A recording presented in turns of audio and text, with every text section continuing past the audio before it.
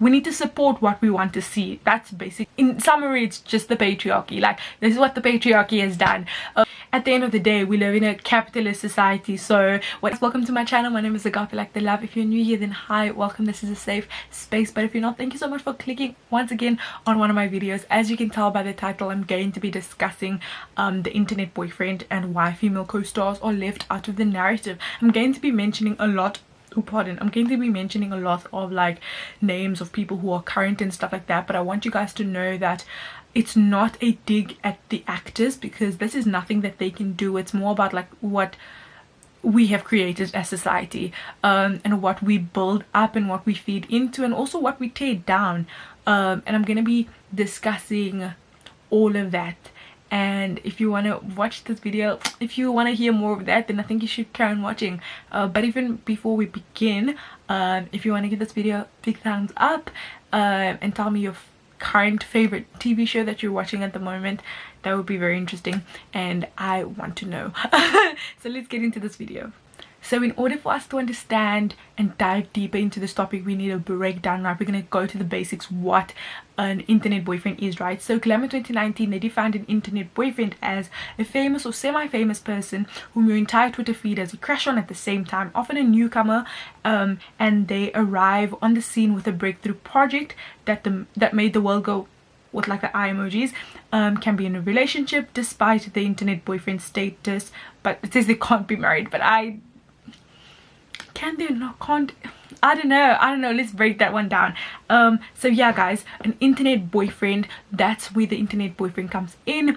To give you an example, or to give you several examples of internet boyfriends, the list can go on, right? But these are the ones that I'm thinking of currently. And if we go by the definition, right, we're thinking of someone who is in the industry currently. They have a movie out, they might be a newcomer or they might not be, but most of the time they are newcomers, right? So if I give you examples, I could go for Henry Golding in Crazy Rich Asians, like the period after when Crazy Rich Asians came out.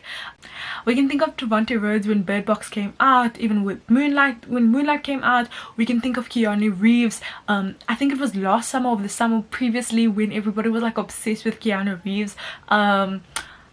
I don't even know if it was a specific role that had come out, but people were just like obsessed again, right? So it doesn't necessarily have to be someone that's super young. And then the most recent ones are Noah Centineo, obviously with Two All the Boys coming out, 1, 2 and 3. And then we have Reggae Jean Page from Bridgerton. The Duke, I'm available, I'm free on Thursday, that's when I'm free. No, so we have the Duke, and then we also have someone that actually qualifies also is Daniel Kaluuya, and from Judas and the Black Messiah. I'm saying Judas and the Black Messiah, even though he's been in Get Out and all of those things, but I'm saying something from like a more recent role, because that's what qualifies you. It really isn't based on your previous work, it's more like on your recent stuff, right? And that's where the internet craze comes into it, right? So now that we know who the internet boyfriends are and what an internet boyfriend is, we can actually dive deeper into the problems or things that arise because you're an internet boyfriend.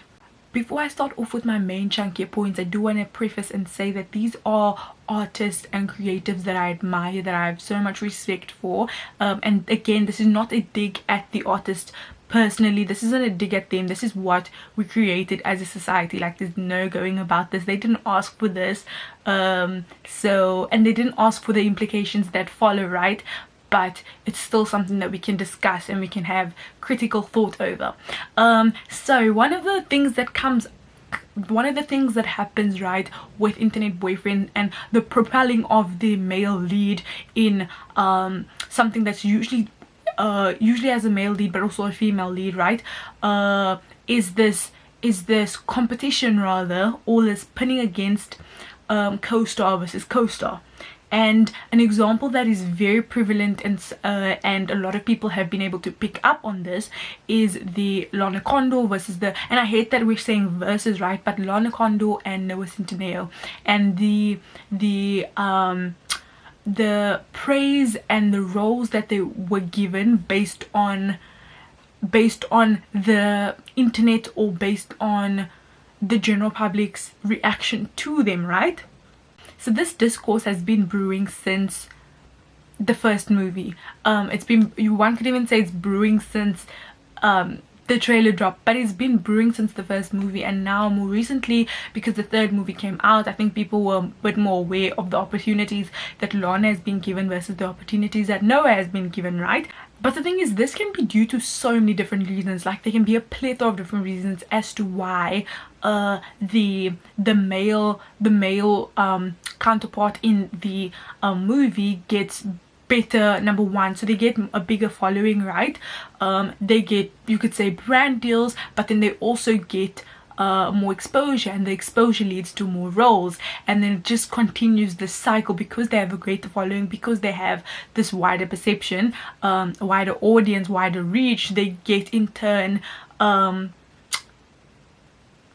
more things, right? More things get to them. So with everything that I just said, we're going to use Lana Condor and we're going to use Noah Centineo as the examples, and the only reason why I'm using them two as examples is because with the other actors that I've mentioned, a lot of their projects have yet to be revealed to us. Like, Reggae just got something for Dungeons and Dragons with Chris Pine. Like, Bridgerton just came out in December, right, at the end of December, so we don't know what's in the works for Reggae, for Phoebe, for the rest of the cast, right? But with Noah and with Lana, because these movies have been so spread out over the past 3 years, and because we've seen certain things play out, we know as much as we know, right, about the roles being given and stuff like that. So with Lana Condor, she's been in To All the Boys 1, 2 and 3, and then she's also been in a show called Deadly Class. Whereas with Noah, he's been in To All the Boys, he's been in Sir Average Burgess, he's been in The Perfect Date. I feel like there was another one, I don't know, but he's going to be in a movie with The Rock, and another movie, and I think another one as well. Oh, and he's gonna be in that Netflix GameStop movie that they're doing, right? A lot of opportunities coming by him.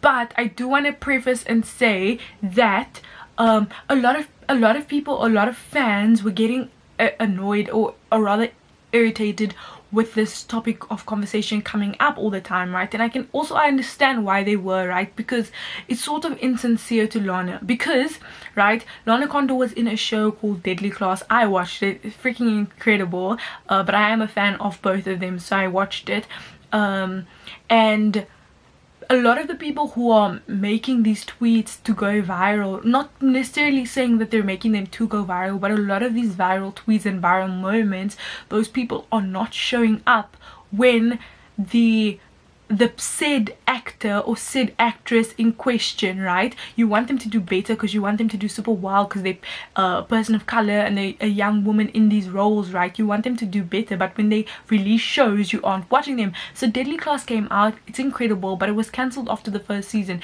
and we can't say that just because we didn't watch it was cancelled. Maybe there might have been issues with production or but definitely something to know, is something that's noteworthy to mention, is that not a lot of people were watching the show, right?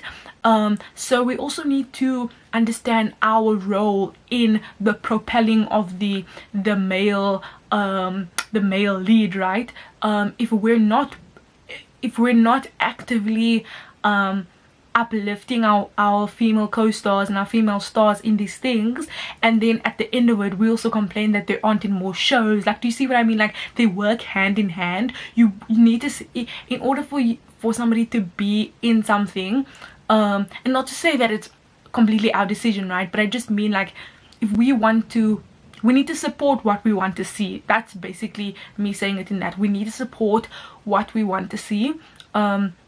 And that's how that works. So a lot of people were saying it was quite insincere for Lana for that particular reason, because yeah, right? But then somebody asked a question on Twitter that I wanted to pose because I thought it was a brilliant question, and I will share it with you guys, right? So the tweet in question that I had mentioned, they said, currently wondering why Lana Condor hasn't received any major work in Hollywood yet after carrying To All the Boys trilogy on her back with her charming charisma, while Noah Centineo has been tied to Black Adam, He-Man and GameStop movie, etc, etc. Then somebody quoted it saying, we know why, right?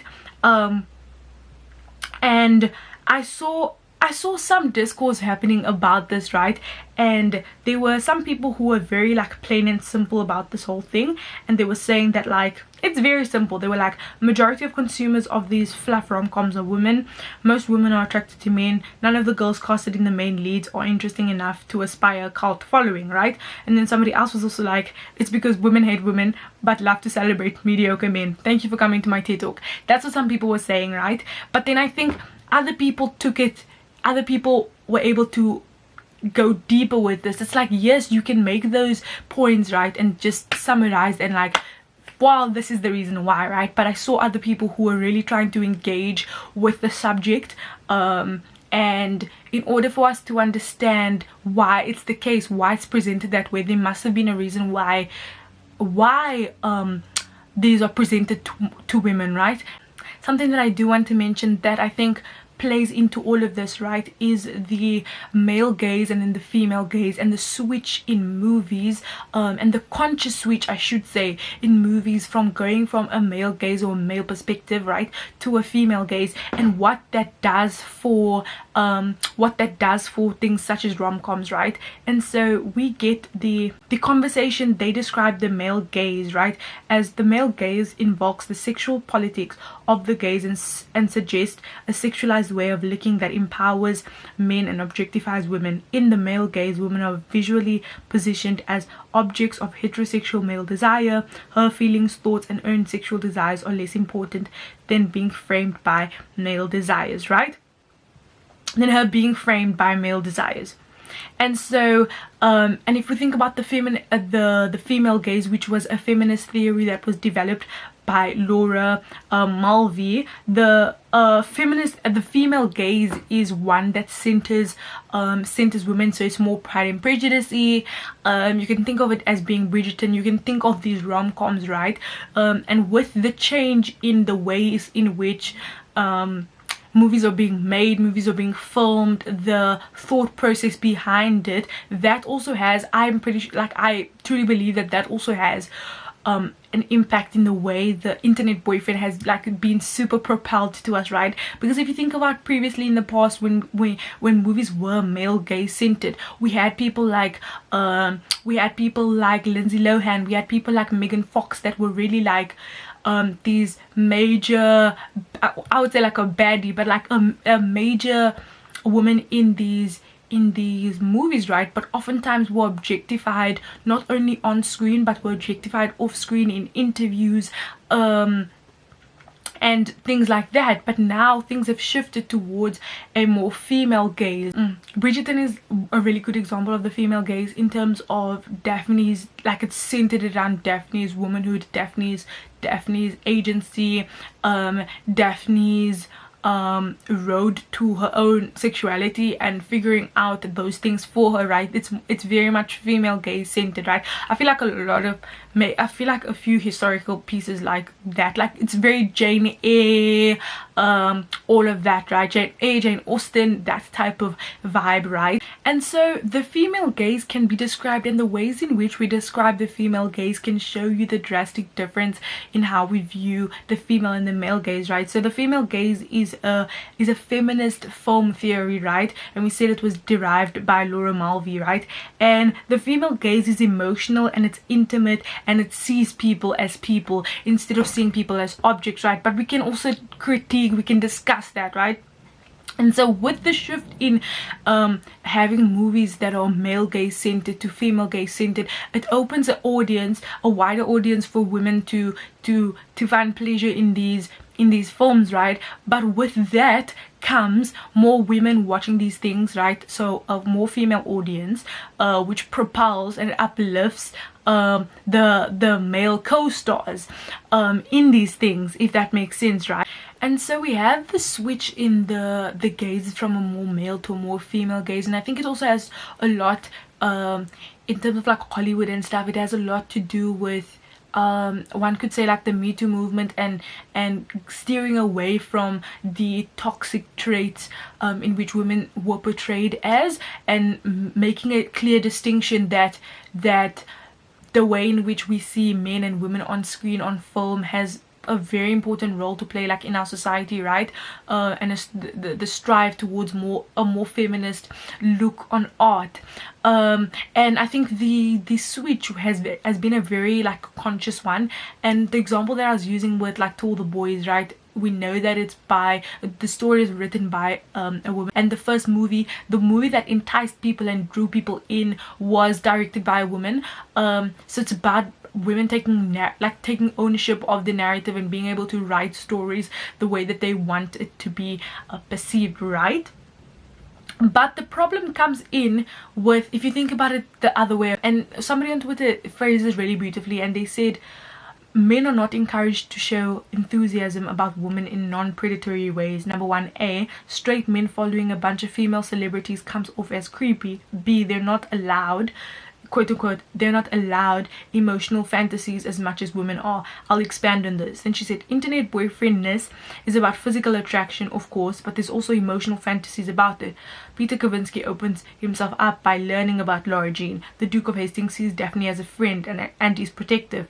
Men are not often given room to have emotional fantasies about women beyond doesn't nag. Ultimate male fantasies, beauty, sexiness, ability to make other men jealous of you. And it's funny that she mentioned that, because in Bridgerton, that's exactly what the Duke of Hastings says, and he's like, I don't want to butcher the quote, like paraphrasing, he was like, you're gonna be desirable to men when they know that like you're with someone, right? And so yeah, that's the problem that we have. So for example, if the video and like the video of the Duke of Hastings licking that spoon, right, and Daphne watching it in slow-mo, right, she's allowed to have those fantasies about him, right? But if we had seen it in a different, if we had seen it reversed the other way around, and people making like gifs and memes and stuff of Daphne doing that, like I don't know if us as a society is ready for that, because of so much, like because of the history of misogyny in the film industry and just in the world in general, right? As a society, like we're not ready for that. So in turn, what it does is it uplifts male co-stars, and that's like the weird nature of it, is because it's in summary, it's just the patriarchy. Like this is what the patriarchy has done, because we're not allowing men to have the just the emotional freedom to enjoy things like this, right? The reason why rom-coms are so nice and why we loved Peter Kavinsky is that he really cared and he was thoughtful about things and he took his time. And when Laura Jean lied to him, okay, spoiler for the third movie, but like when Laura Jean withheld or lied about her being accepted to Stanford, and the first thing that he did was he asked if she was okay.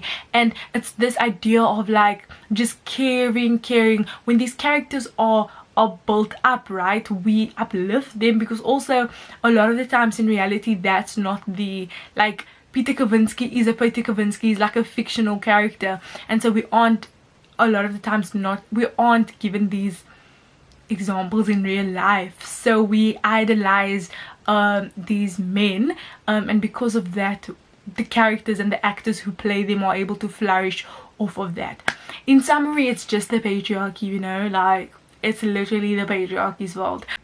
But the thing is, you guys, all hope isn't lost. Like, I'm here, I'm bringing solutions. We can discuss a problem, but like the best thing is to think of, okay, what are ways in which that we can make sure that these very beautiful, very talented, a lot of the times POC co-stars can be like, we can uplift them, right? And number one, just watch, just be like aware of what you're watching and what you're hyping up, right? What you're hyping up, what are you putting your time and effort in? If the only time you're tweeting Lana Condor's name is to complain about her not getting enough roles, when if she is in a role you aren't watching that, like, you see what I mean? So Lana Condor, she just announced that she's going to be in a new Netflix series that's called Boo B-Word. I don't want to get demonetized. Boo B-Word. But there's a brilliant opportunity, right? So we don't like this. We're like, Lana Condor, she deserves more roles. Oh my word, we want Constance Wu in more things, we want Jimmy Chan in more things, we want all of these people in more things. What you can do, right? put your money, put your time where your mouth is. And so it means that maybe go back and rewatch Deadly Class, maybe go so when Gemma Chan is gonna be in so many things. Oh my gosh, I'm obsessed. She's gonna be in so many things. She just finished filming a movie with Olivia Wilde, the one with Harry Styles and Florence Pugh in it as well. Like, the opportunities that we have to uplift these stars in, I can think of Dominic Fishback. She was in Power, right? You can go watch that, tweet about it, just show a little bit extra appreciation. Give them a follow accounts is something that I've noticed a lot in, and so yeah, give them a follow, like drop a couple likes on the pictures, because at the end of the day, right, for Netflix, for Hollywood, for Amazon, for all of these things, right, it's gonna be business as usual. They're gonna push business first. Like, at the end of the day, we live in a capitalist society, so whatever's gonna make money, whatever's gonna have people talking, whatever's going to push that's what's gonna be what people put to the forefront, right? And yes, you can be good at acting, yes, but it's like what people want to see, they're gonna talk about. So you need to make sure that if you are also annoyed by this, you need to make sure that you're one of the people that are excited and get happy when they drop their roles. Oh my goodness, guys, I hope that you guys were able to understand where I was coming from with this video. This was such a nerve-wracking one to film. Like, I'm still like very nervous, so I hope that you guys really enjoyed it, and please comment down below and share your thoughts about this like internet boyfriend thing, because I think it's a joke and it's something that we laugh a lot about, and like, yes, they'll be trending, but like you can see little like patterns and things that come up, and this again hasn't happened once, and the internet boyfriend isn't an idea that was made in 2021. Like, it hasn't been, so it's very interesting to see what is pushed to the forefront when people have like equally, or maybe some people have who are, you could say, perform better, right? You're wondering how come they're not pushed to the forefront. So yeah, that is something that I'm quite passionate about, and I hope that you guys enjoyed this video. I'm so nervous. Do I upload it? I don't know. But yeah, thank you guys so much for watching, and I will see you guys next time. Bye bye. Oh yeah, and Reggaeton page, if you're free on Thursday, is when I'm free on Thursday. I repeat, Thursday is when I'm free.